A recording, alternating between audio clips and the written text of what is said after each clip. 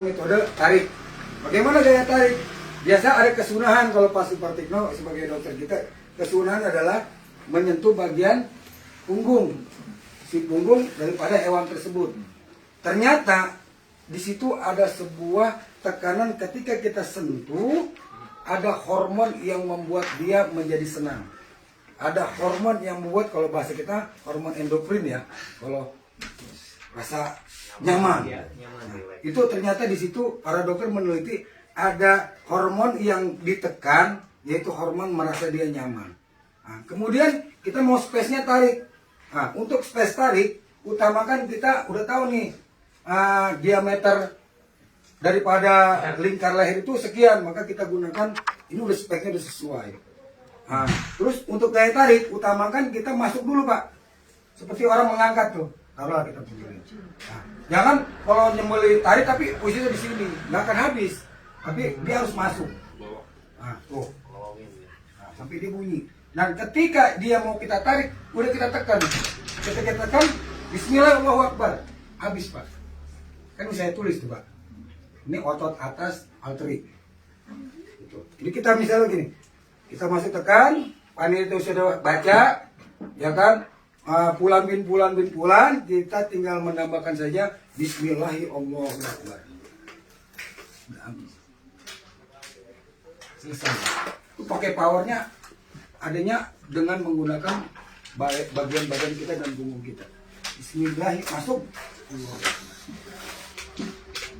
Itu kalau pangkal ini harus tajam ya? Ya, makanya kalau tarik diutamakan pangkalnya harus tajam. Kalau nggak tajam dia nggak sobek. Maka kalau dia nggak sobek, jalannya nggak mulus dong.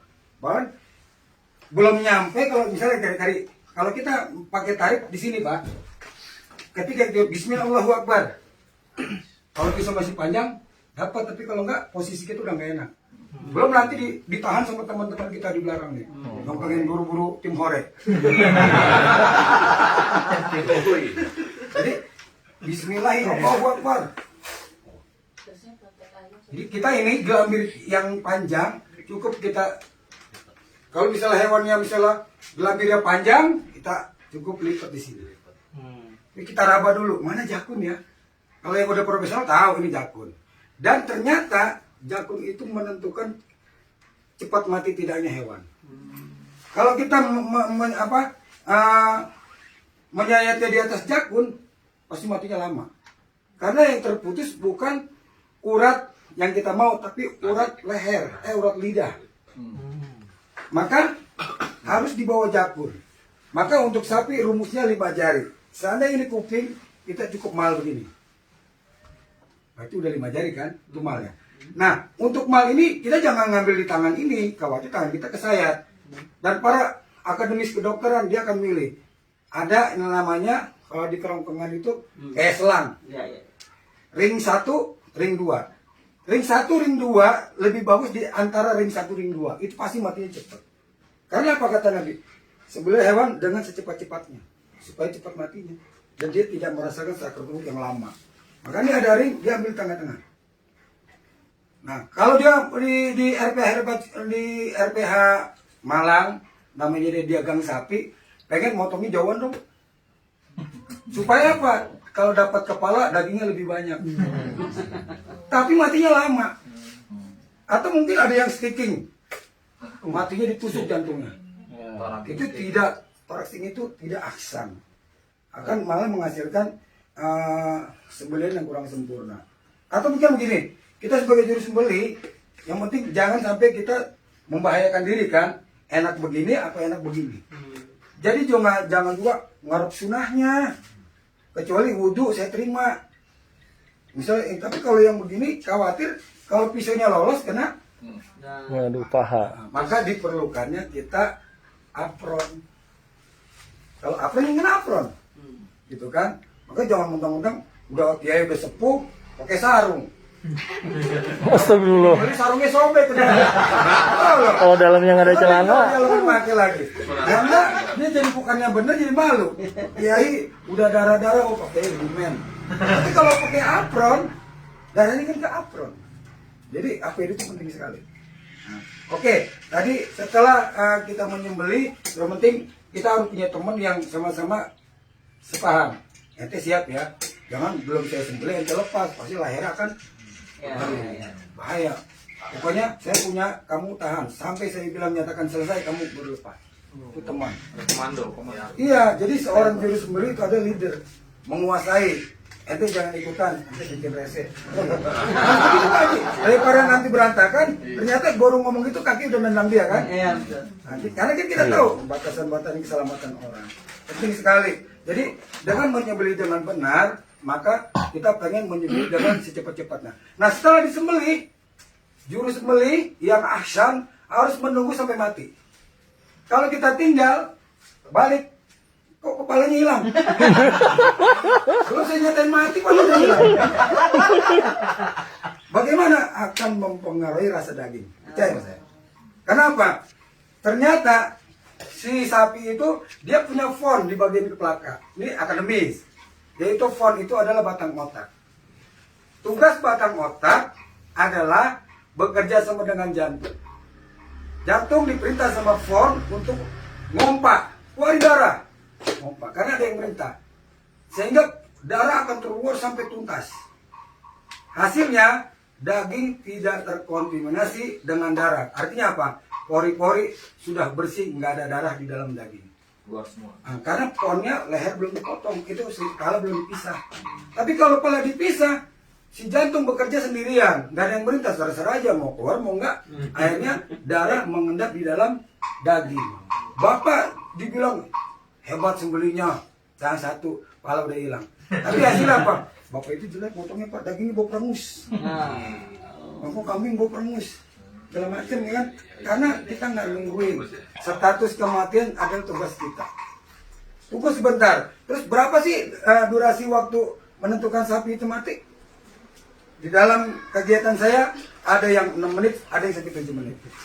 Tergantung bobot sapi juga, tapi yang jelas antara 6 dan 7 menit. Maka kita pakai durasi, taruhlah menyembelih itu 10 menit.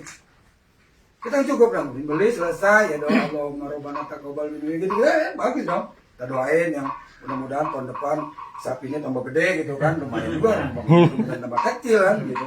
Selesai, itu fungsinya mengawasi status kematian. Akhirnya kalau itu semua kita gunakan, daging tetap dalam kondisi yang baik. Kalau daging yang terkontaminasi dengan darah, itu daya simpannya tidak akan lama. Tapi kalau daging yang dengan sembelihan yang benar-benar baik dan benar, maka daging mau disimpan 2 bulan juga masih aman. Makanya beda, daging yang kita sembelih palanya udah hilang pasti harus segera dikonsumsi. Disimpan pasti bau di dalam kulkas. Tapi kalau saya tenang benar, di atas jakun matinya lama, kesini kematinya lama, tapi yang cepat di antara 2 ruas tadi. Itu saya dari Dr. Supratikno sebagai ahli anatomi hewan. Itu seperti itu. Dan ini kan di videoin ya, jangan di share di publik, ntar saya domelin. Ya kan kerjaan saya diambil. Ada di sini saya nilai ta'ala supaya semua seragam punya ilmu. Tapi namanya media sosial begitu jahat. Ya kan ada pelatihan nggak bilang-bilang.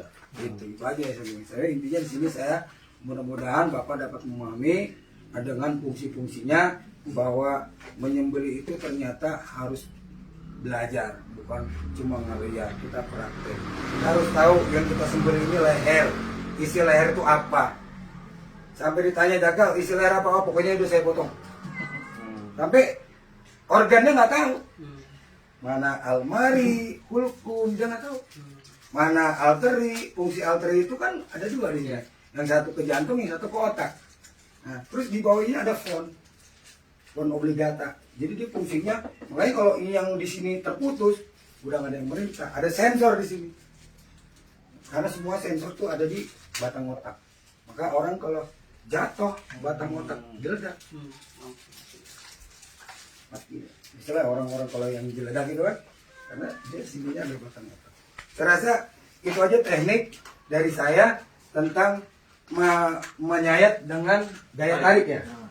Terus bagaimana dengan gaya dorong? Biasanya yang perhiasan nyembelih, Bapak nyembelih juga kan? Kalau nyembelih teh untuk gaya dorong, yang paling pertama kita perhatikan adalah kita sudah memahami bahwa ini adalah jaringan leher. Terus di mana sih arteri? Di mana itu? Untuk ini lu jagonya. Terus jangan kalau nyembeli dengan gaya dorong posisinya di tengah. Pasti nggak habis. Pasti berulang-ulang. Atau berkali-kali sayat.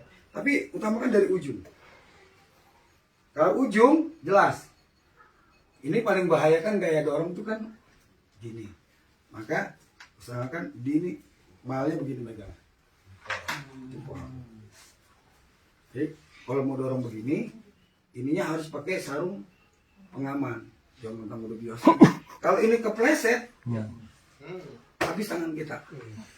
Jadi kita jangan ngarep, pokoknya pakai pengaman aja lah tangan. Pelan-pelan. Tapi dari ujung Pak, udah yakin kok besi kita tajam, asal pegangan lehernya kencang, gini aja Bang. Jadi kalau di dalam bahasa saya itu, begitu kita dorong, Bismillahirrahmanirrahim, hajar wajibnya. Wajibnya apa yang harus terputus? Hukum Hukum al-mari. Al-tari udah kenapa? Kata sih dari ujung. Nah, hajar ya, kata Imam Malik 3 sudah wajib cukup. Ya kan? Kan masih lebih. Udah sekali sayat. Kalau masih kurang puas ya tarik aja. Sunnah. Selesai kan? Hajar wajib, ambil sunnah. Hajar wajib, ambil sunnah. Jadi dibilang sekali sayat.